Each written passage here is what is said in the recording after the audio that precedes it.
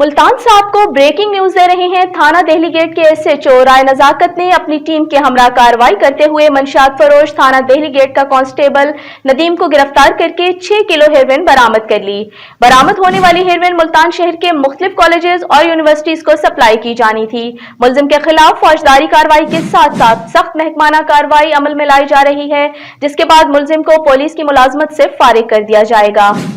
Inspector general of police Punjab Rao Sardar Ali Khan के अहकामात के मुताबिक पुलिस में ऐसी काली भेड़ों के लिए कोई जगह नहीं है और करप्शन समेत इस तरह के वाकयात पर जीरो टॉलरेंस पॉलिसी पर अमल किया जा रहा है।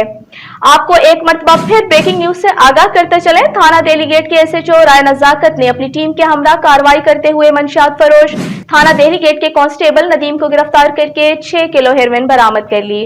बरामद होने वाली हेरोइन मुल्तान शहर के मुख्तलिफ कॉलेजेस और यूनिवर्सिटीज को सप्लाई की जानी थी। मुलजिम के खिलाफ फौजदारी कार्रवाई के साथ साथ सख्त महकमाना कार्रवाई अमल में लाई जा रही है, जिसके बाद मुलजिम को पुलिस की मुलाजमत से फारिग कर दिया जाएगा।